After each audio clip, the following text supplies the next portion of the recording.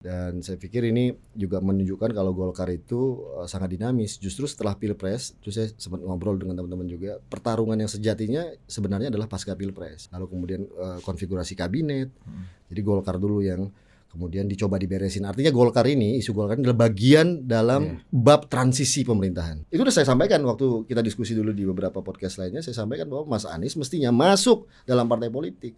Karena itu profesionalisme seorang politisi itu harus masuk ke dalam partai. Jadi kalau militer bilang, lu udah gue kasih kesempatan untuk bangun negara sama era reformasi, ya kan, lu nggak bisa bangun sistem yang kuat.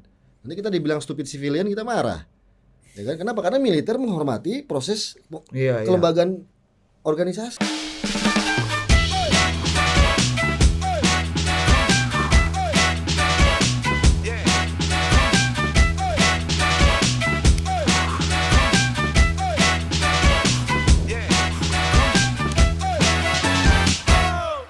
Oke, welcome to Tata Politik ya. Dan dari tadi kita udah bersiap-siap. Ada orang tanya, kita datang, siapa tamu hari ini? Wah, ada Don mau datang bos, supaya kita bos. Wah, Don, kok mau datang tempat lu? Mau lah, Don ini kan murah hati, baik dia, suka berdiskusi ya kan. Berdialektika. Iya, gue boleh datang nggak boleh? Jangan bos, nanti Don belum tentu berkenan kalau ada lu.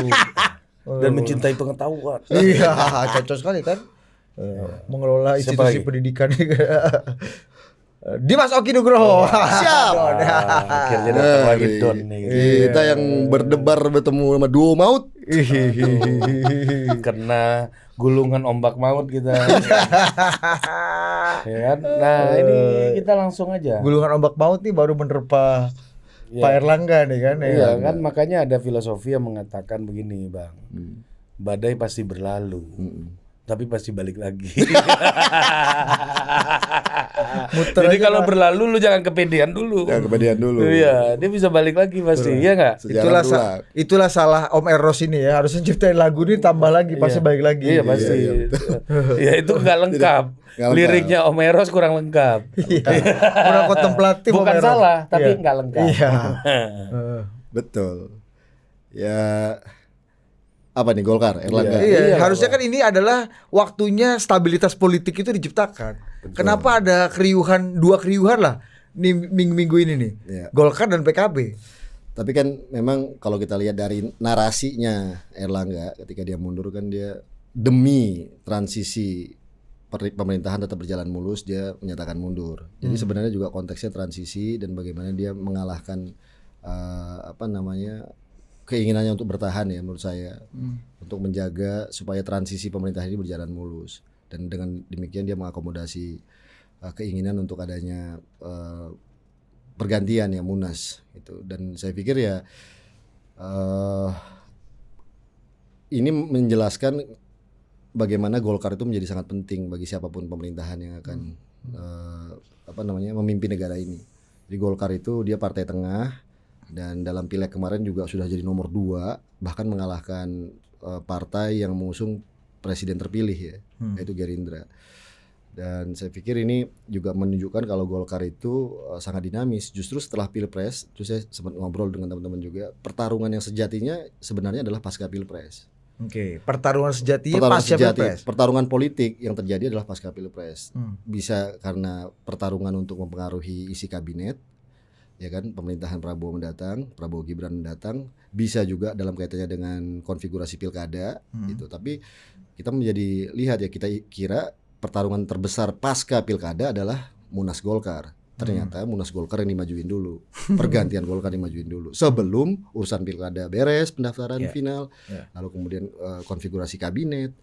Jadi Golkar dulu yang kemudian dicoba diberesin. Artinya Golkar ini, isu Golkar ini adalah bagian dalam bab transisi pemerintahan. Kalau coba diberesin artinya Golkar nggak beres dong, atau Erlangga nggak comply dong dengan 07 dan 08 dan 08 setengah mungkin ya. Aku nggak ngerti kalau itu ya. Tapi pada dasarnya seperti saya sampaikan, Golkar ini sunatullahnya, nature-nya itu adalah bagian dari pemerintahan yang berkuasa. Kita ingat dulu pendirian Sekber Golkar di zaman Bung Karno loh. Tujuannya adalah memang untuk mengumpulkan kelompok profesional non partai untuk membantu negara.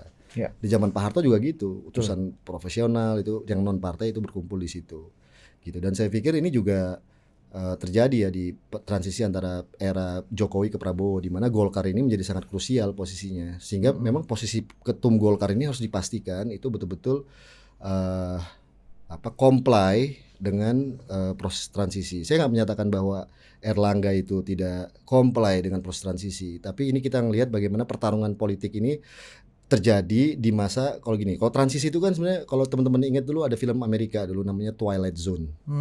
Twilight Zone ini masa transisi di mana biasanya kalau Twilight Zone itu ketika matahari terbenam ya kan lalu malam mulai muncul itu banyak biasanya jin-jin hantu belau Gondoruo itu muncul. Ya kan? Maghrib remang-remang gitu. Dan di situ pertarungannya terjadi gitu. Jadi saya pikir Erlangga juga sudah memenuhi tugasnya ya selama mengawal pemerintahan Jokowi, dan tinggal sekarang bagi Golkar itu melakukan apropriasi terkait dengan pemerintahan mendatang. Gitu. Bahwa nanti mungkin Erlangga juga masih tetap berperan itu persoalan lain, tapi ini Golkar punya dinamikanya sendiri, dan selalu dalam proses sejarah ketika ada external pressure, Golkar selalu bisa menemukan internal mekanisme yang membuat mereka kemudian menemukan solusi yang terbaik yang bisa melakukan sebuah adaptasi terkait dengan rejim Berarti baru. ini memang sebuah external pressure dong. Ya dong, kalau kita lihat Karena dari ngomongnya transisi kan. transisi gitu, transisi, dan Golkar itu begitu penting untuk ditinggalkan begitu aja. Bukan karena Golkar secara historik adalah partai besar dan isinya adalah teknokratisme yang kuat, tapi juga ini sudah kadung menjadi peringkat nomor 2 dan hampir mengalahkan P3 loh. PDI. Mengalahkan PDI, hampir beda selisih sedikit dengan PDI. Tapi kan P3 nggak masuk untungnya. Ya kan, itu membuat suara PDI tetap leading, punya gap dengan Golkar yang cukup signifikan. Tapi bahwa hari ini Golkar sudah kadung menjadi nomor 2 dan itu kemudian memiliki nilai strategis terkait dengan pemerintahan yang mendatang, juga transisi politik yang sedang berlangsung, saya pikir juga itu fakta politik gitu. Siapapun yang akan beraliansi dengan Golkar, siapapun yang bisa tanda kutip mengoptimalkan Golkar, ya itu akan menjadi strategis. Mengakuisisi Golkar tanda kutip ya, quotes and quote, menjadi mitra bagi kepentingan politik siapapun yang bermain itu menjadi sangat signifikan. Gue mau putar satu video dulu, nanti mungkin Mas Don bisa komentarin lah ya. Ini emang agak ngehe, jadi kita lihat aja nih. Ya. Sebesar-besar pohon. Kalau udah bawa kerja. Kalau melawan tukang kayu atau rumbang juga. Pohon beringin, pohon jati, bisa gede banget tuh. Alot, tapi kalau udah ketemu tukang kayu, jadi perabot lu.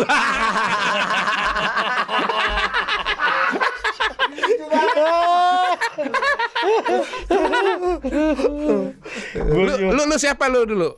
Wah, gua kayu jati, Pak. Gede apa kecil? Gede. Ya, lu kok bisa jadi gini? Ketemu tukang kayu. Di mana gedenya? Lu nggak kelihatan? Ya tadi Pak, ketemu tukang kayu Pak. Dia punya perkakas.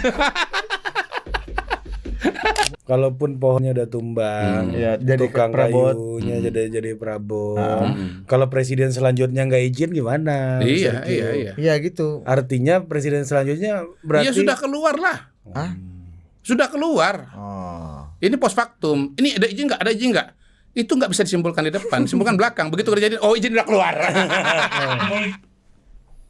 Itu pertanyaan bagus tuh. That's the important. Karena kita bicara transisi ya. Transisi. Siapa yang Konteksnya menginginkan transisi. ini dan konteksnya di bicara mengenai transisi. Dan Golkar yang ada di transisi. Betul. Dan pemerintahan baru memiliki hak konstitusi sebenarnya, harus dihormati oleh pemerintahan lama untuk menjalankan pemerintahan sesuai dengan mandat konstitusi dan mandat rakyat. Dia punya hak konstitusi untuk betul-betul bisa memastikan, dan itu memang semangatnya Presiden Jokowi kan, dia ingin memastikan ada smooth transition.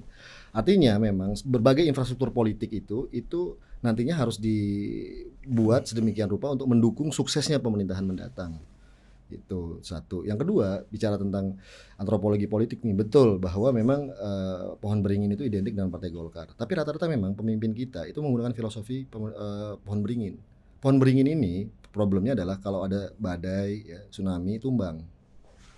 Nah tapi ini lagi-lagi secara antropologi, saya buat ilustrasi. Pemerintahan Pak Jokowi ini, Pak Jokowi himself ini, menurut saya ilustrasinya bukan pohon beringin, tapi pohon bambu. Ya kan, pohon bambu ini kemanapun angin menuju, beliau melakukan apropriasi. Nah pohon beringin ini musuhnya biasanya bukan badai, bukan tsunami, Tapi gergaji. tukang kayu itu maksudnya. Tukang kayu. Nah tuh, dan ini punya background sebagai tukang kayu ya, artinya very detail seperti yang diilustrasikan oleh Kodari. Tapi memang Jokowi memiliki sebuah political skill yang luar biasa, ya kan, yang kita sebut kalau dalam antropologi lagi-lagi namanya vernacular politics. Jadi menghindari jalan-jalan besar.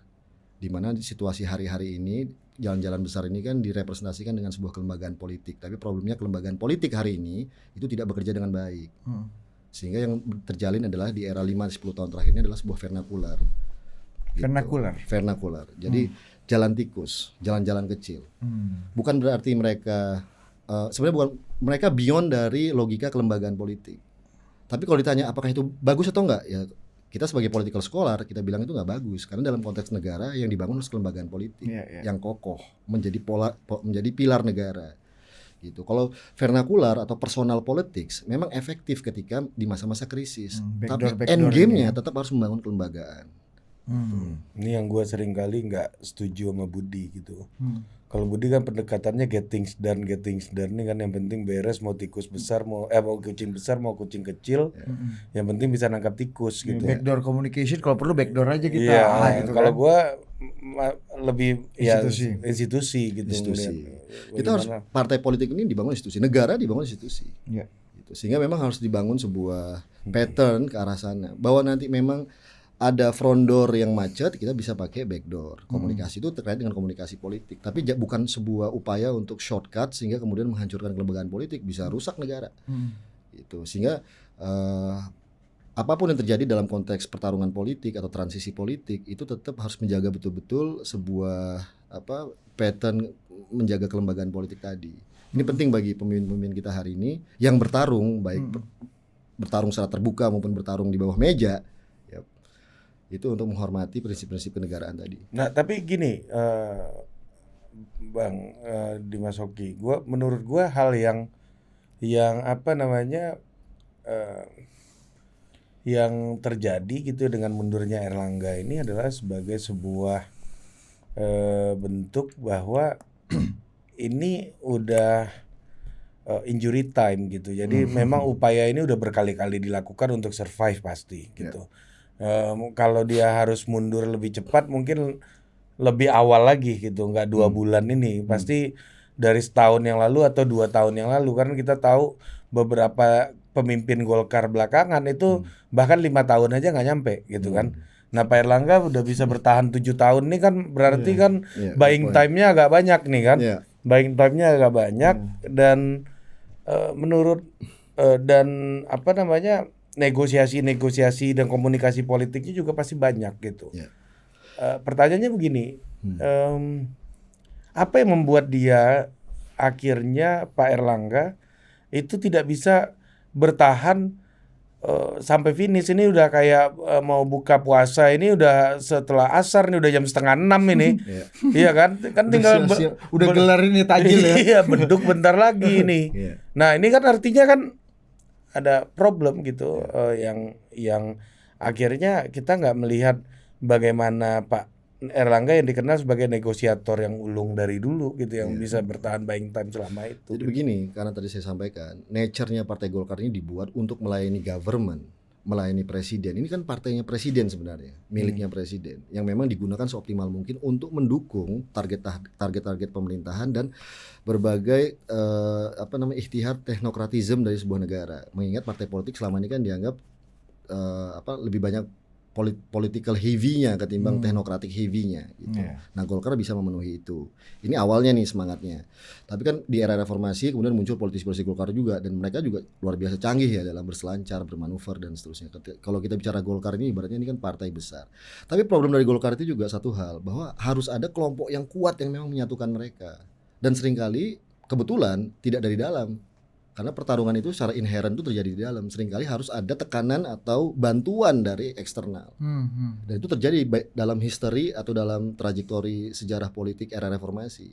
Gitu. Nah, kita perhatikan itu sehingga kemudian di eranya Jokowi, kalau menurut saya kemunculan Erlangga Hartarto itu juga tidak bisa dilepaskan dari memang political will dari presiden saat itu, yaitu jelas Joko Widodo, untuk memang memastikan ada sosok teknokratik yang memang dia butuhkan untuk menenangkan Golkar. Karena kalau Golkar terus bergejolak nih di era, kalau kita ingat di era Setia Novanto, dan seterusnya. Itu kan juga membuat dampaknya ke pemerintah waktu itu. Sebenarnya kan memang kebutuhan Jokowi waktu itu adalah bagaimana memastikan Golkar ikut dalam barisan besar ini pasca Pilpres 2014 misalnya. Nah itu kan terjadi, dan kemudian yang dipilih adalah sosok Erlangga Hartarto yang memang mungkin tidak punya banyak background dalam konteks political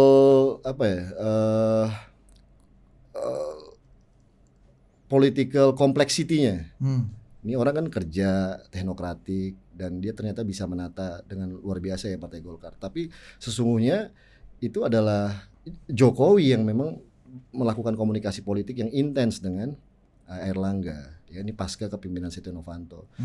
Jadi kalau kita bilang bahwa Erlangga menjalankan tugasnya untuk satu sisi menata politik di internal Golkar, lalu kemudian juga dibebani tanggung jawab untuk menata ekonomi, itu memang cukup baik dijalankan oleh Erlangga sampai pemilu legislatif terbukti bahwa, atau pemilu kemarin terbukti pertama Erlangga atau Golkar itu mengusung ya Prabowo Gibran ya. Gibran kan juga dari Golkar waktu itu didorong untuk menjadi cawapresnya Prabowo. Itu yang pertama. Yang kedua, lalu kemudian pemilu legislatif Golkar berhasil di nomor 2 gitu. Dan kita lihat ini kerja-kerja politik yang tentunya bisa jadi ya bukan hanya Erlangga sendiri, tapi ini kan karena dia punya relasi kuasa dengan pemerintah, dalam hal ini adalah Presiden Jokowi, lalu kemudian dia mampu mengkonsolidasi kader-kader partai yang tadinya terpolarisasi menjadi lebih solid gitu kan, dan membangun sebuah political confidence baru ya pasca kepemimpinan Setia Novanto bahwa ini Partai Golkar memang partai yang dekat dengan dan berguna bagi efektivitas pemerintahan. Jadi saya pikir itu sebenarnya kalau kita mau tanya kenapa kemudian Erlangga itu dan di pemerintahan 5 tahun terakhir ini Golkar dalam hal ini itu cukup efektif kepemimpinannya. Nah pertanyaannya adalah kemudian kenapa sekarang harus harus turun gitu ya? Ya kita lihat lagi-lagi gitu, yang power ownership-nya, sentrumnya di mana gitu. Karena melihat kekuatan Golkar yang terpolarisasi tidak ada yang dominan di sana, sehingga faktor eksternal menjadi dominan. Ini dimainkan lagi di era transisi. Jadi pertanyaan adalah timing, masih dibutuhkan nggak dalam konstelasi hari ini kepemimpinan model seperti Erlangga misalnya, atau kepemimpinan apa? Dalam konteks ini bukan hanya Erlangga ya, Golkar ini akan diposisikan sebagai apa? Nah, yang kita lihat sekarang kan justru ini jangan sampai Partai Golkar juga semata-mata hanya menjadi sebuah political shelter untuk para political refugee, baik kelompok-kelompok yang mungkin ingin mencari suaka berlindung di partai sebesar Golkar, lalu melakukan bargaining position kepada pemerintahan ke depan, bisa aja kayak begitu. Which is ini terbuka, Golkar partai terbuka dan sangat rasional para pemain-pemainnya di sana gitu. Tapi konfigurasi ini juga menurut saya tidak bisa linear dan segampang itu gitu, karena memang ini ada negosiasi besar. Jadi gini, artinya kalau kita bicara soal Golkar kan banyak orang bilang ini intervensi pemerintah, ini tuduhan soal intervensi presiden, intervensi istana dan lain-lain gitu. Memang secara nature karakter partainya karena semua kekuatan yang ada di dalamnya berimbang, faktor eksternal ini menjadi faktor penentu gitu kan. Karena jadi di dalamnya kecil-kecil tadi ya. Cara tidak punya dominating actor di sana. Iya, betul. Jadi semuanya hampir rata. Dan menurut eksternal Erlangga udah relevansinya udah kurang. Sudah selesai tugasnya, dan ini kan dibutuhkan lagi ke depan. Meskipun ini terjadi di era transisi, jadi very tricky. Meskinya ya tentunya menurut saya bagi pemain-pemain di Golkar atau pemimpin Golkar, mereka tentunya ingin mencoba untuk bernegosiasi dengan pemerintahan baru tentunya, right? Dan bagi pemerintahan baru nilainya Golkar, value-nya Golkar cukup tinggi secara rasional. Kalau analisa Mr. Q kan tadi 07 dan 08 juga harusnya udah sepakat harus ada sepakat di sini. Karena shareholders-nya kan 2 nih. Betul. Dalam konteks masa sekarang ya. Iya. Tapi ke depan actually Partai Golkar ini dia harus bisa melakukan adaptasi cepat kan dengan kepemimpinan baru pemerintahan Prabowo dalam hal ini. Nah, konteks sekarang juga nih, Bang. Apa yang terjadi pada Golkar ini juga menjadi ketakutan dari beberapa partai-partai juga yang mungkin mengalami hal yang agak mirip-mirip. Seperti tadi gue bilang, PKB juga mengalami kendala konflik yang agak mirip sekarang nih di masa-masa transisi ya. Bingung nih, ini Pak Prabowo sama Pak Jokowi gimana nih? Siapa yang mau ya beneran? Tadi Bu Mega pidato juga bilang gitu. Kalau lu dengar gitu ya, Bu Mega bilang bahwa oh iya nih ada yang mau ngambil, malah ada yang mau ngambil PDI, enak aja gitu-gitu. Artinya jadi, ini men-trigger itu loh, Ri. Nggak, maksud gue gini, artinya sebenarnya nature-nya partai ini bentuk alamiah partai lainnya yang punya apa ya istilahnya ya, yang punya dalam tanda kutip owner lah. faktor eksternal nggak sebesar di Golkar kan, gitu kan. Apa yang bedain antara Golkar dengan Yang ketakutan mungkin PKB dan PDI yang Apakah juga perlu punya separno ketakutan? itu nggak partai lain? Betul. Ini jadi isu bersama aja sebenarnya. Pengambil alihan partai sentimennya seolah-olah menyalahkan istana kan yang melakukan intervensi. Ya kan ini terbuka. Kita bicara bagaimana publik melihat ini isu hari ini. Bahwa kemudian ini ada intervensi di sana. Kita nggak bicara tentang etika kekuasaan ya. Kita bicara ini hari ini di era transisi, di era twilight zone ini orang udah bicara real politics. Gitu. Kekuatan itu menjadi penting. Nah, kalau bicara kekuatan, maka dalam politik itu kekuatannya kurang lebih kan cuma 1 atau 2 atau 3. Pertama, dia punya basis massa atau enggak. Yang kedua, dia punya political capital atau enggak, gitu kan. Nah, kalau Golkar ini kan tatatannya partai tengah. Dia central pivotal party, partai tengah gitu. Nah, partai tengah ini pemainnya juga banyak kawan-kawan. Ya kan yang berebut di partai tengah. Apalagi kalau menurut saya dengan tendensi pemerintahan ke depan di Presiden Prabowo ini pasti dia akan mencoba untuk menjadi central political block ya dalam konteks kompleksitas dan ekstremitas politik hari ini. Dia akan coba ke tengah. Biasanya memang pemimpin yang berlatar belakang militer, tentara, dia akan berada di posisi tengah dengan bisa mencoba untuk catch all political side. Dia akan coba rangkul. Itu terjadi di Pak Harto, itu terjadi di Pak SBY. Begitu juga saya pikir proyeksinya adalah Pak Prabowo juga begitu. Nah, partai tengah ini juaranya Golkar. Meskipun di sini ada Demokrat, ada Nasdem mungkin. Gerindra juga pasti. Gerindra kurang lebih karena basis Gerindra itu nggak beririsan dengan basis masa PDI. Nah, jadi di sini harus ada pemenangnya nanti. Jadi transisi ini juga situasi konfigurasi dan rekonfigurasi kocok ulang gitu. Nah, itu yang pertama. Yang kedua, di PDI dan PKB berbeda dengan konteksnya Golkar. PDI dan PKB itu partai yang punya basis. Punya Jadi, segmen ya. Punya segmen, punya basis sosial, punya basis sosial yang kokoh. Sehingga kemudian juga untuk bisa diintervensi begitu saja, saya pikir itu agak rumit ya, lebih complicated. Kalau melihat Golkar ini kan posisinya mereka kuat memang di tengah posisinya. Di basis mereka hanya melakukan konsolidasi bertemu dengan para broker-broker pada level grassroots. Ya, untuk bicara langsung ke grassroots itu terjadi itu hanya ada di PDI Perjuangan, di PKB dan PKS mungkin. Ya kan partai yang memiliki basis kader yang kokoh. Jadi saya pikir tidak semudah itu untuk melakukan operasi politik khusus lah. Tapi juga kalau kita perhatikan Golkar itu tadi saya sampaikan udah kadung strategis, posisinya nomor 2. Jadi 3 besar ini kan PDI Perjuangan, Golkar dan Gerindra. Ini kita bicara tentang komposisi di parlemen. Satu, yang kedua bagaimana konfigurasi pilkada. Gitu. Menjadi sangat penting kemudian untuk Golkar ini dibiarkan begitu saja. Jadi ini Golkar ini actually is the real political battlefield yang terjadi sekarang. Jadi siapa yang akan mengkooptasi? Kita nggak bilang mengkooptasi lah. Siapa yang akan mencoba untuk memastikan Golkar berada di posisi mana?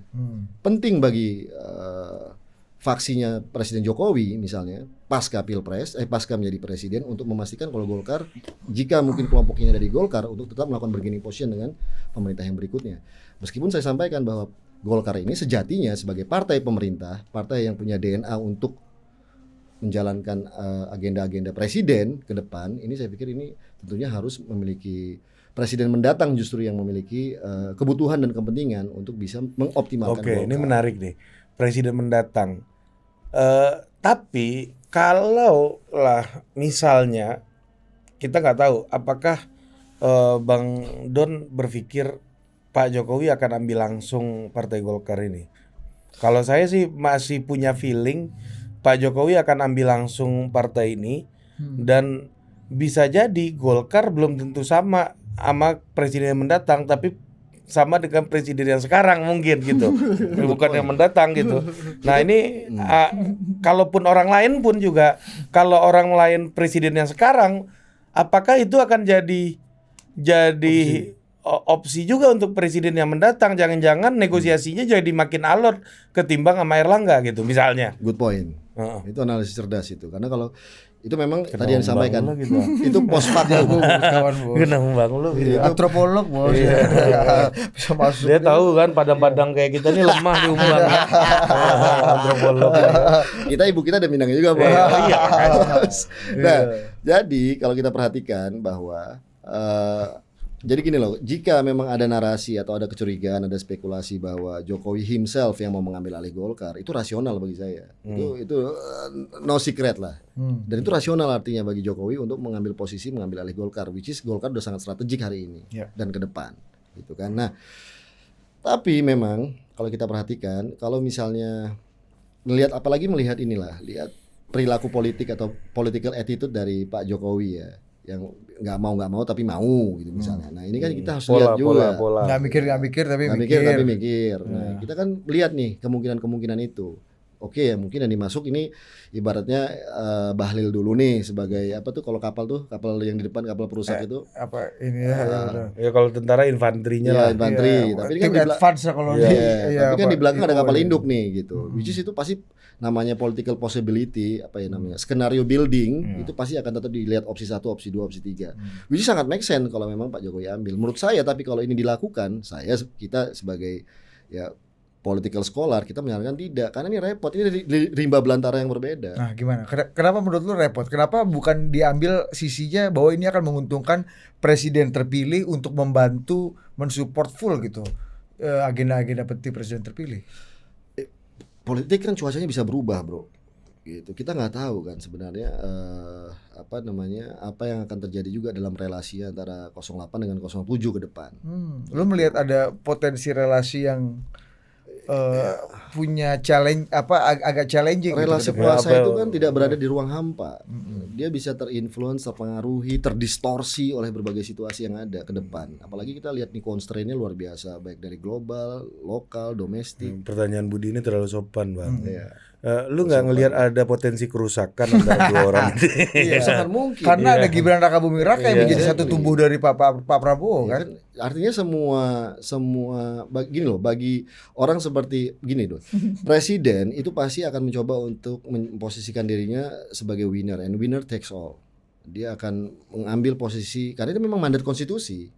Gitu kan. Dan posisi mantan presiden ya tetap mantan presiden. Posisinya tentunya dia harusnya tidak melakukan bargaining position tapi melakukan sebuah suportif, dan itu semangatnya Jokowi juga. Jikapun dia harus ambil masuk Golkar ya. Tapi kita semua tahu dong ini adalah bagian dari bargaining position Jokowi terhadap siapapun. Bukan hanya terhadap Prabowo loh, tapi terhadap any political entity lah atau konfigurasi politik nasional. Gitu, karena juga bagi Jokowi dia masih punya kepentingan untuk menjaga legasinya, apakah di situ anak-anaknya, anak mantunya, apakah itu agenda besar yang berkelanjutan seperti IKN dan seterusnya. Dan Golkar kapal yang gede sekali ya. Golkar adalah domain yang luar biasa untuk itu gitu. Tapi lagi-lagi kan jangan sampai kemudian lalu ini ketika terjadi distorsi ya kan, terjadi dispute, justru ini Golkar jadi pemain luar lagi. Jadi pemain yang justru tidak sinkron dengan rejim pemerintahan Prabowo. Dan itu menyalahi Golkar ya. Iya, the nature of Golkar ya. Justru Golkar yang kitohnya Golkar ini. Golkar dalam posisi ini justru akan terjadi tarik menarik kontradiksi dengan pemerintahan Presiden Prabowo jika kemudian dijadikan alat bargaining position. Justru lu memprediksi bahwa kalau ini diambil Pak Jokowi ada potensi Golkar malah jadi alat bargain. Dan kemungkinan Golkar akan ada di periperi luar lagi balik ketika 2014 dulu pasca Pilpres. Ketika Golkar di zaman Abu Rizal Bakri di periferi lagi. Oh iya pernah ya Binder dan Det ya. Exactly. Dan itu menjadi sangat memungkinkan bagi Gerindra untuk justru berkoalisi dengan PDI Perjuangan sebagai juara satu pileg untuk mengamankan di parlemen, mengamankan eksekutif, membangun kerjasama politik di level grassroots, di pilkada misalnya. Mungkin lebih strategis juga. Mungkin dan secara ideologis malah lebih lebih positif, lebih produktif. Karena tadi saya bilang PDI punya basis sosial, justru PKB punya basis sosial, dan ini yang jujur dibutuhkan oleh pemerintahan Prabowo ke depan, gitu, untuk memastikan stabilitas politik. Gitu. Partai-partai yang punya basis sosial kuat ya. Itu akan lebih strategis di mata Prabowo. Golkar ini yang dibutuhkan adalah value teknokratismnya. Gitu. Betul. Di parlemen, di pemerintahan. Jadi pemain-pemain lapis tengah yang justru memang menjadi brokering antara negara dengan masyarakat. Tapi memang dalam kehidupan pun juga gitu, Bang. Orang-orang ini kan banyak terjebak setelah jalan sama mantan ini kan. Iya kan? Mantan jadi ini lagi Iya, bangkit lagi memori ini kan kalau jalan. Makanya hal yang paling dihindari oleh istri atau suami katanya itu adalah reuni. Iya. Aku izin reuni SMA dulu, Mak. Enggak usah, Bapak. Kita pergi keluar kota. Gitu. Atau gue ikut. Mas Anang. Kayak Anang Iya, ya. coba. Yanti, lu aku gak suka kamu reuni Yanti. Karena Lemos kan sekolah di Timor Leste. Lanjut. Jadi kalau bagi saya lebih bagus Pak Jokowi itu memang menunjuk seseorang ya untuk memang Ya udah bener dong. Udah bener dong sekarang nih. dalam skemanya benar, skema beliau dengan Erlangga, lalu kemudian skema beliau nanti dengan siapa mungkin, apakah Bahlil, apakah AGK, we never know. Tapi lagi-lagi ketua umum Partai Golkar nanti harus dipastikan itu mampu membangun komunikasi politik yang memang produktif dengan presiden mendatang. Itu. Karena kalau menurut saya ya Kalau sama Pak Jokowi ke Pak Prabowo gimana? Proyeksinya kalau misalnya Pak Jokowi langsung akan kayak apa komunikasinya? Kalau Bagi Pak sekarang kan Jokowi. komunikasinya Pak Prabowo dan Pak Jokowi kan antara anak buah sama bos. Pak Prabowo-nya anak buah, Iya. Pak Jokowinya bos. Presiden dan Menhan ya. Iya, ketika Pak Jokowi yang biasanya dipanggil presiden jadi tum gitu kan? Iya kan? Siap tum, lapor tum. Di sebelahnya ada Bang Akbar Buhari kan. Tum juga dipanggil. Kok kita sama Bar? Lu ente masalahnya presiden. Iya kan? Iya kan? Siap tum gitu kan? Nah, itu sebenarnya jangan. akan ada perubahan komunikasi juga nggak antara Pak Prabowo dan Pak Jokowi ketika panggilan Pak Jokowi udah jadi tum gitu. Sekarang kan Pak Presiden. Ya, Anda bisa bayangin ya, Golkar ini kan partai egaliter di dalamnya. Biasanya hubungan antara kader dengan ketum kan biasanya juga cukup egaliter, ngomong bisa di satu meja, ngobrol bisa, "Bang, ketum, apa kabar, Tum?" gitu misalnya. Gitu ya. Ya kan gitu. Pak Erlangga gitu sehari-hari ya? Ya, Golkar begitu bukan hanya Erlangga. Kan Tapi Anda kan ikut Erlangga hari-hari dulu. iya dulu. Kita Udah juga tahu lihat- lah semua. Iya, kita juga lihat Pak Abu Rizal gimana Iya. dengan kader-kadernya gitu. Tapi Anda bayangkan kan kalau misalnya mantan presiden misalnya di situ itu kan pasti ada protokol, ada paspam, ada ini kan pasti akan ada gap. Mungkin akan ada ketum harian misalnya bisa ketua harian bisa jadi. Itu Meskipun dulu Anda yang meyakinkan kami semua nih bahwa Pak Jokowi itu orang yang sangat egaliter. ya dia pasti Meskipun egaliter ada tapi protokol sebagai mantan presiden itu nggak bisa dipisahkan begitu aja, Bro. Iya betul. Itu sesuatu. Itu ada layernya juga. Ada lah. layernya juga. Karena Pak Jokowi yang dia dibilang egaliter Ramadan tuh yang waktu masih gubernur, wali kota. wali kota. Begitu masuk gitu ya. Iya, bukan Pak Jokowinya yang menjadi tidak egaliter, tapi posisinya yang membuat Dia berjarak. equal tuh agak susah. Gitu. Nah, sehingga kalau misalnya dia konsepnya, nah tadi yang pertanyaan tadi itu juga menarik. Jadi kalau bagi kita ya Pak Jokowi sudah melaksanakan tugasnya, mengabdi pada negara, sudah menjaga negara dan bangsa ini luar biasa. Menurut saya kalau purna tugas ya purna tugas. Jadi persepsi bargaining position itu harus dihindari. Gitu. Tapi kalau persepsinya adalah untuk mencari political security setelah pilpres, setelah menjabat, ini lain cerita gitu. Kita lihat bagaimana misalnya contoh SBY, ada juga presidennya. SBY setelah jadi presiden, beliau jadi masih ketua Dewan Pembina, kalau nggak salah masih sempat ya. Langsung ketua umum ya. Iya. Dia langsung Karena ketua waktu umum. itu dispute Mas Anas kan Pak SBY Iya. ambil alih. Kan? Oh iya benar. Nah di situ dia langsung jadi sebagai ketua Partai Demokrat gitu. Ada juga ininya presidennya gitu. Tapi kan ini kan Demokrat itu memang legasinya SBY gitu. Ini memang dibesarkan oleh SBY gitu. Ini Partai Golkar kan sebuah dinamika yang berbeda lagi. Saya nggak bisa membayangkan misalnya Pak Jokowi sebagai mantan presiden itu akan disibukkan dengan berbagai kompleksitas permainan yang terjadi di internal Golkar yang memang luar biasa pasti intensitasnya. Gitu. Pemain. Ini partai. Hari ini apa jadwal Bapak pagi di MKGR, siang di Soksi, malam AMPI ya Pak. Aduh, apalagi barang Habis ini. itu Bang Idrus mau ketemu Pak. Pak Bamsud menghadap ya. Terus Bapak latihan pidato sama Rizal Marangan ya Pak. ada. Aduh. That's true. Bapak mau, aku nggak mikir. Iya, betul. Lu nggak membayangkan kompleksitas Nggak itu bayangkan ya. lah. Udahlah Pak Jokowi ini. Kalau Pak Bahlil gimana Pak Bahlil? Ya kan? Kan Pak, ini jadwal Pak untuk hari ini jadi ketum. Ya coba lo gitu. Ya, Pak, ini jadwal hari ini jadi ketum Pak, pagi ke AMPI, siang kita makan siang sama Soksi Pak, sore AMPG mau Udah menghadap. Dinda. Kau bilang aja, kau mau panjang apa pendek? Udah kau kumpulkannya jadi satu Pak, AMPG Soksi sama aja mereka. Sama mereka itu. Aku udah Dinda. Kau usah Sama Dinda. Iya, Adik baru pikir kakak Subaca.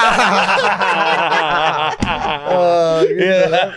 Udah beda tuh. Beda tuh cara style. beda. Itu yang kita bayangkan. Exactly. Iya. Itu iya. Ini mantan presiden, beliau sudah luar biasa bos. Dia Jokowi itu tidak pernah stop sejak jadi wali kota 2 periode, lalu ikut bertarung dalam sebuah pilgub yang paling panas di waktu itu, Pilgub Jakarta. Lalu masuk Pilpres juga yang paling luar biasa. Jadi saya pikir kalau kita menyarankan, ya, saya pribadi menginginkan Pak Jokowi itu udah selesai, ya kan. Lalu kemudian bagaimana beliau ini sebagaimana mantan-mantan presiden lainnya itu dijaga oleh pemerintahan mendatang berikutnya. Mantap. Posisi DPA yang disiapkan. Don ini bijaksana sekali. Bijaksana bos. Antropolog Surabaya. Ya, ada waktu dia. Oh, dia. Tak coret. Bisa juga gitu deh bos.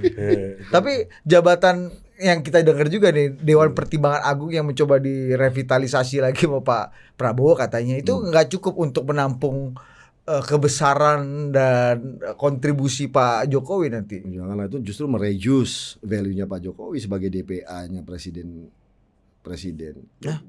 Ya sama dong kasusnya kayak Bu Mega jadi kepala BRIN dengan segala hormat gitu loh. Maksud saya artinya udah. Itu mereduce Bu Mega. Iya dong. Ini mantan presiden udah pernah pimpinan tertinggi negara, national display. Sebagai kepala negara, pemimpin negara dan pemimpin pemerintahan. Menurut saya sih kalau kita lihat dari tradisi-tradisi Terus lu nganggur aja kelembagaan bagaimana sih politik. maksud lu? Jadi punya peran lain kan? Kita bisa lihat peran lain yang memang ya udah harus selesai. Kan udah top jadi presiden Republik Indonesia, Bro. Itu udah luar biasa bagi Dalam saya. tradisi negara demokrasi di Asia lah. Itu kira-kira Nah, kalau barang-barang kayak begini nih apa nih? Pasca masa pakai nih. oh, well ini baik nih dalam diskusi kita. Kalau misalnya kita bicara tradisi Asia nih, saya nggak mau itu Asian value, tapi bagaimanapun ini kita lihat nih bahwa memang kalau Ya itu Asian value, Bang. Asian value lah. Lee Kuan Yew jadi menteri senior bang. Seniornya bisa aja memang kalau mau kayak gitu. Beda lagi habis itu minister mentor kan. Mahathir bisa jadi perdana menteri lagi. Iya. Gitu. Tapi kan kita, nah ini kita mau bagaimana tradisinya. Tapi lagi-lagi kalau menurut saya ukuran kita ini bos, bangsa sebesar ini yang sangat majemuk luar biasa ini, itu adalah membangun sebuah kelembagaan politik, tradisi politik yang genah. Gitu. Bukan hanya bicara tentang real politik, hitung-hitungannya bukan hanya kekuasaan untuk menjaga, untuk bergaining position, untuk menjaga political security atau interest, bukan itu. Tapi menurut saya lebih penting lagi untuk membangun tradisi dan kelembagaan politik yang kokoh sehingga menjadi lesson learn, teladan bagi generasi-generasi berikutnya. Dalam membuat tradisi dan kelembagaan politik yang kokoh ini agak sedikit melenceng dikit ya. Menurut lu dalam konteks sekarang Mas Anies perlu nggak masuk partai? Untuk menciptakan itu. Perlu. Itu udah saya sampaikan waktu kita diskusi dulu di beberapa podcast lainnya. Saya sampaikan bahwa Mas Anies mestinya masuk dalam partai politik. Karena itu profesionalisme seorang politisi itu harus masuk ke dalam partai. Betul. Jangan dipakai aja partai ini kalau di saat Sama kayak- kebutuhan tertentu kan. Kan sama, semua diatur oleh undang-undang. Tentara misalnya, dia mau masuk jabatan publik, dia pensiun. Dia mau calon pilkada atau calon presiden misalnya, dia pensiun. Sebenarnya gitu, sivil juga harus menunjukkan profesionalismenya. Berarti Mas Anies Jadi kalau profesional, militer profesional, dia melakukan cara metode yang sesuai undang-undang apa yang harus dilakukan. Nah ini kebetulan belum pernah diatur kan, memang. Tapi menurut saya supaya kita menghindari adanya pemain-pemain politik yang sifatnya vertikular tadi kan. vernakular, Vernakular, ya kan? bagus juga bahasa ini. Ya kan? Iya. Kita- Gua dari kemarin nyari istilah itu Jalan apa tikus, gitu. jalan ya. tikus ini ya, vernakular ya. vernakular. Kita harus masuk, kita harus dedicated dengan sebuah tradisi keorganisasian. Bagaimana seseorang itu mampu untuk dilihat komitmen berpolitiknya. Jika kemudian tidak diawali dengan masuk dalam sebuah organisasi yang memang Ya, makanya idealnya kan dalam Muji dia. demokrasi modern itu seorang politisi bekerja untuk ideologi partainya, memperluas ideologi partainya. Iya. Kalau dia nggak bergabung ke partai, dia bekerja untuk siapa? Iya. Untuk rakyat kata Mas Anies. Nggak bisa. Di mana ukurannya? Tahu ukurannya apa? Ukurannya apa? Survei. Oh iya dong. Partai Untuk rakyat. iya. Nah, Aku itu yang aja bisa. salah. Tanpa partai aku bisa menguasai DPRD. Memang dalam konstitusi kita seolah-olah yang punya mandat mewakili rakyat partai. Nah, ini Partai. sebenarnya harus dirubah. Kalau Undang-Undang 45 kan bukan hanya partai, ada utusan golongan, Iya. PGRI. Nah, seorang yang bergabung dalam PGRI, dia itu berdedikasi kepada guru-guru. ya Dulu kan, Pak Oso kesejahteraan. terus Iya, urusan daerah iya. Pak Oso ya. Iya kalau Saudara. lu bicara rakyat nih semua orang juga bisa Exactly. rakyat kan. Iya. ya kan? Iya. NU Muhammadiyah ini kan organisasi Ada besar. kata antropolog politik Amerika itu namanya James Siegel kan. Setelah PKI tiada, kata rakyat menjadi politik atas nama. Bahkan banyak yang takut kalau menggunakan kata rakyat. Iya. Gitu. Mas Anies Iya, kata iya. rakyat. Iya, itu. Ya kan? Ya mungkin karena patternnya Mas Anies dalam 2 kali keberhasilan atau 2 kali kontestasi yang dia lewati ya dia bisa berenang dengan Nah, tapi pakai kita juga formula kadang-kadang kita juga lihat nih vernakular, lihat kasusnya Pak Jokowi misalnya diusung oleh PD Perjuangan. Tapi kan ber-KTA, resmi. Pak. Nah, Paling exactly. enak. Tapi paling tidak orang kan dia ada rumah, ada trajektori. Iya, Wakil iya. ketua DPD Jawa Tengah loh Pak Jokowi itu. Iya. Jadi ada proses organisasi yang memang harus dilakoni. Kalau pangkat lebih tinggi Bambang Pacul kan. Iya. Ketua DPD. Pak. Iya. Pak Jokowi wakil ketua.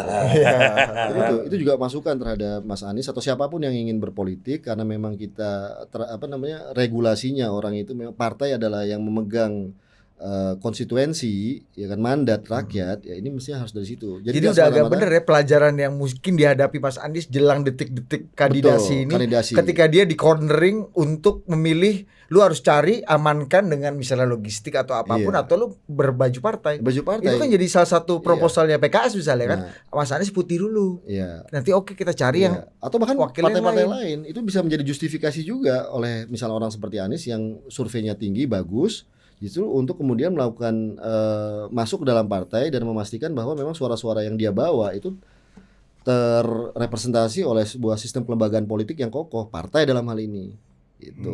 Jadi gua jadi apa namanya ya mengerti gitu pentingnya berpartai itu ya. Ini dalam kasus Mas Anies ini nih. Kalau gua bilang bahwa partai itu adalah rantai komando sipil gitu.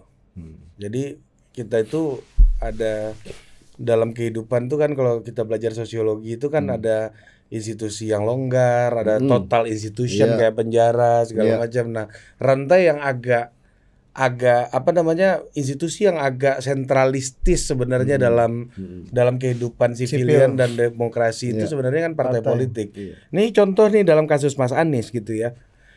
Memang ketika dia sentralistis akhirnya dia menghasilkan politician yang hebat. Ya. Ya kan karena ada proses ideologisasi, kaderisasi. Sementara Mas Anies kan karena pendekatannya perorangan, akhirnya dia menghasilkan campaigner yang hebat. Jadi kita harus akui lah Bang Ucok Sinulinga itu campaigner yang hebat, Iya, iya. Bang Ges Khalifa itu campaigner yang hebat gitu ya. Orang-orang itu Rajiv. ya Rajiv Singh itu dia politician, dia berpartai gitu. Plus campaigner yang hebat. Ya, itu bonus dari Rajiv ya kan. Apa dari Rajiv? Ya kan. Anggota DPR terpilih loh.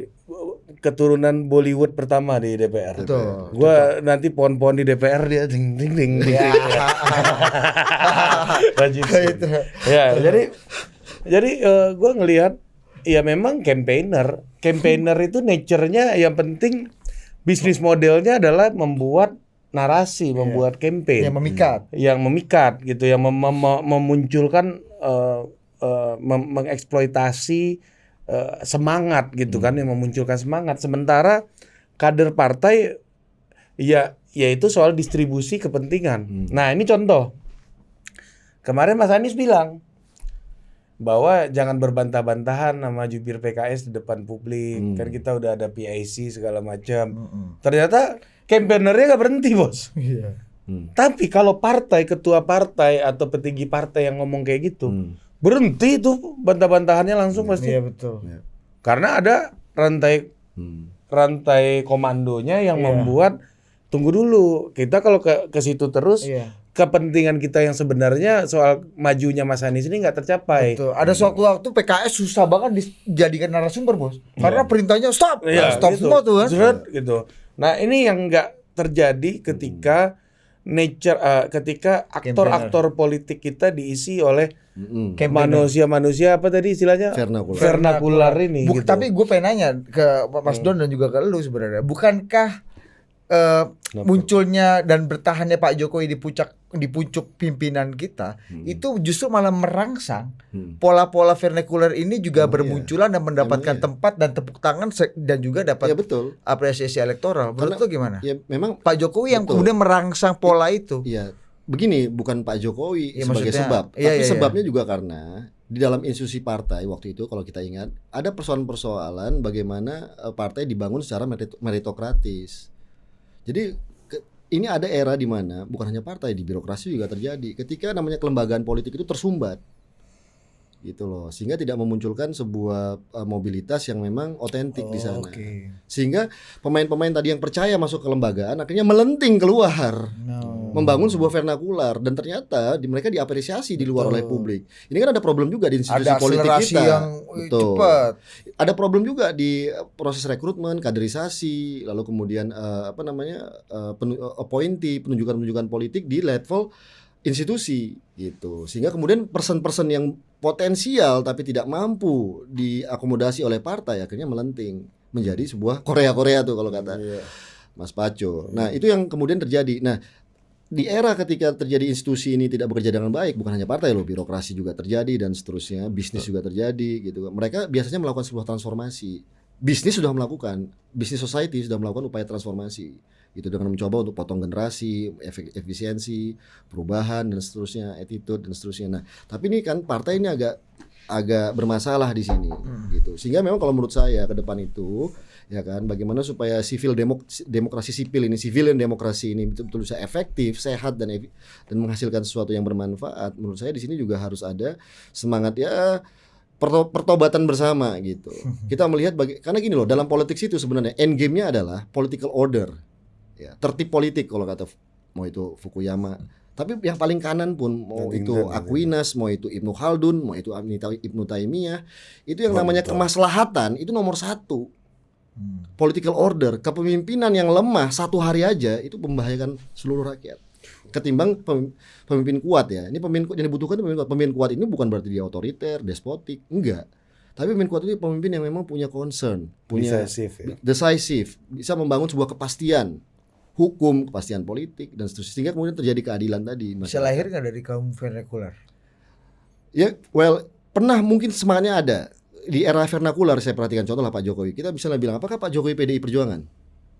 Kan nggak bisa. Ini era vernakular loh. Iya, ini kita bicara reflektif, iya. KTA. Administratif ya. Dia maju wali kota Solo, apakah dia kader PDI Perjuangan? Belum tentu. Belum. Apakah Pak Luhut benar kader Golkar? Iya kan blend itu. Ini kan era vernakular, Bos. Betul. Ridwan Kamil terakhir baru masuk Golkar. Tapi Itu pun belum terlalu nggak dianggap Golkar kan? Bukannya ayahnya Pak Jokowi Satgas PDI dulu. Menurut Pak Rudi begitu dulu. Iya. Tanya Pak Rudi, Iya. justifikasi atau gimana? Nanti kita Solo kita tanya. Iya. Iya. Tapi apapun itu, ya, ini kita ngelihat ini era vernakular ini muncul ketika institusi politik ini juga tidak cukup prospektif dalam mengakomodasi. Ada kemampetan di sini. Ada ya, kemampetan. Mas. Nah, sekarang menurut lu udah abis DSA ke Prof Terawan nih udah lebih lancar. Nah, that's good point tuh. Di era Pak Prabowo ini saya pikir ini kan seorang politisi yang menurut saya lama. Ya, dia ini old politician. Dia punya kebijaksanaan yang menurut saya yang sudah melihat bagaimana trajektori politik nasional ini, bahkan di era Bung Karno aja beliau udah ada di situ.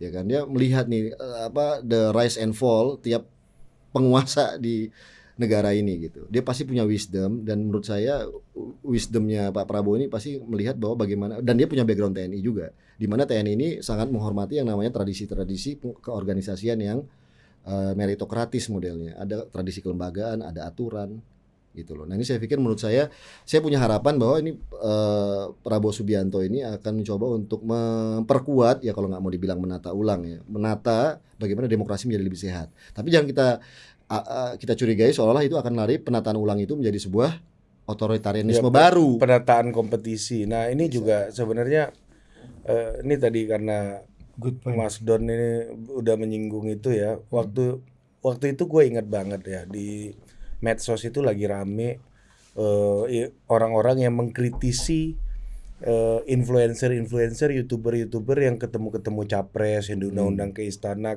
kebetulan gue salah satu yang diundang ke istana dan sempat ketemu makan dengan Pak Prabowo, sempat ketemu Mas Ganjar, dan sempat ketemu, kalau Mas Anies sudah lama kan, kita ketemu sebelum waktu masih gubernur gitu.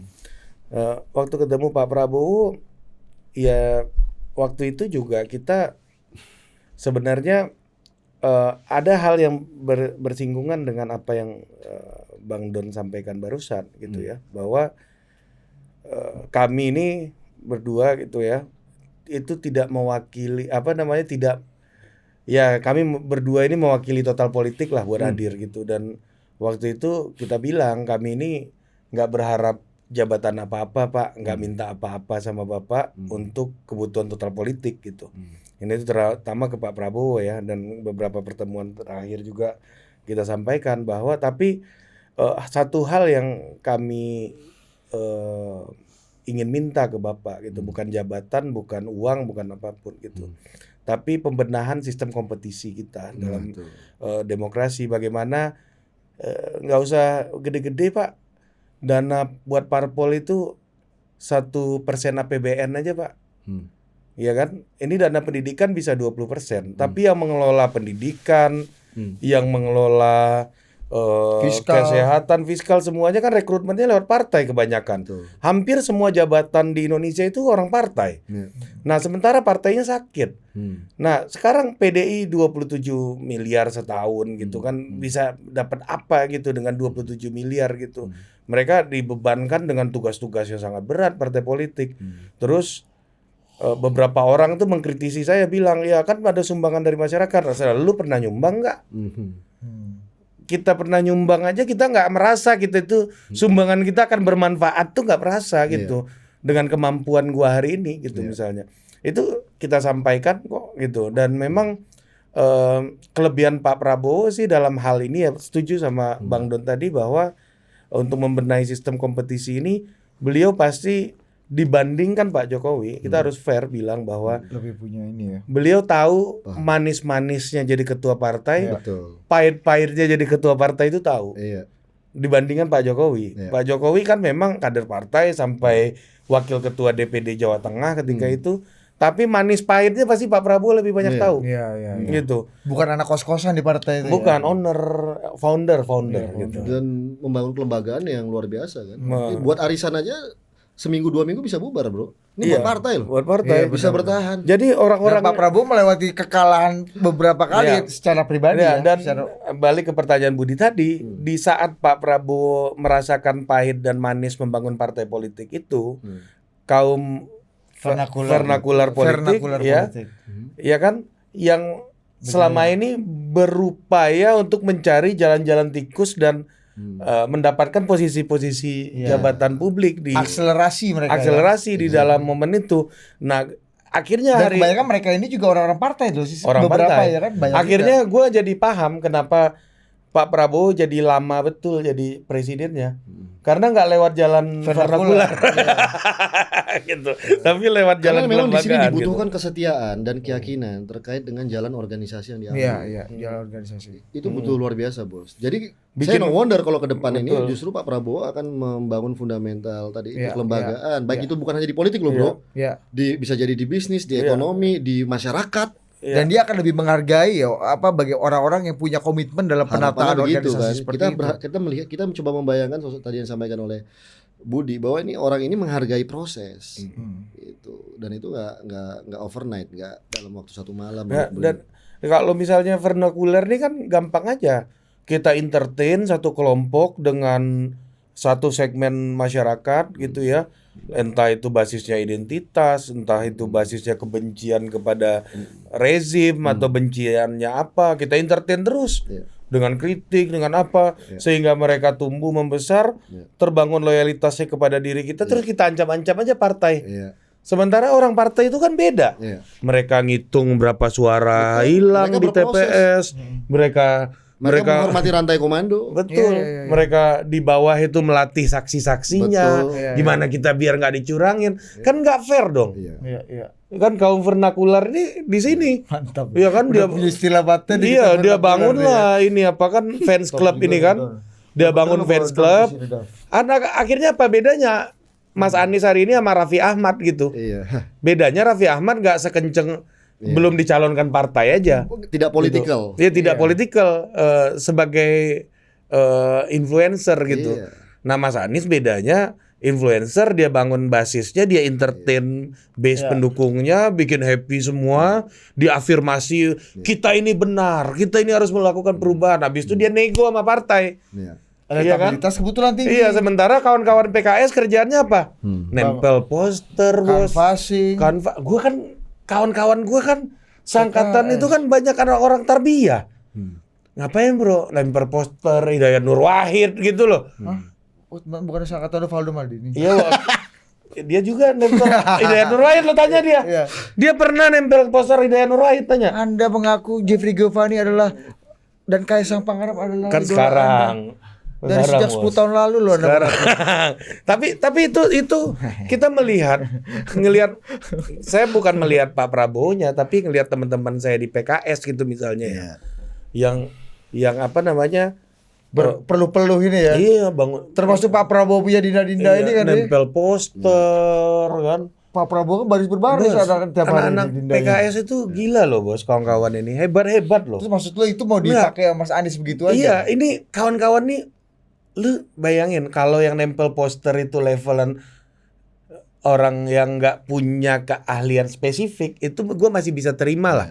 Ya kan, bisa. Sarjana pinter ya. Bos, ini lulusan Fakultas Teknik dari Tohoku University, ada yang lulusan Computer Science dari Itali, dari Jadi ini, memang gitu. memang itu juga mampu mendisiplinkan masyarakat supaya menghormati proses, bersabar dengan proses gitu kan. Ya, sementara Mas Anies nyaplok terus gitu yang- kan. RK udah jauh lebih sadar ya karena kan dia menurut gua tipenya kan agak-agak mirip nih. Iya, agak mirip. Cuma kan dia akhirnya Tapi juga kita bisa ber-KTA. menghindari potensi-potensi yang namanya aji mumpungisme dalam politik. Mantap lagi nih.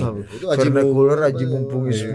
Itu. Jadi Banyak betul-betul istilah dia gua keren mengalami di proses. tongkrongan nih Jadi gara-gara kita lu. jangan jadi kalau militer bilang, lu udah gua kasih kesempatan untuk bangun negara selama era reformasi, ya kan, lu nggak bisa bangun sistem yang kuat.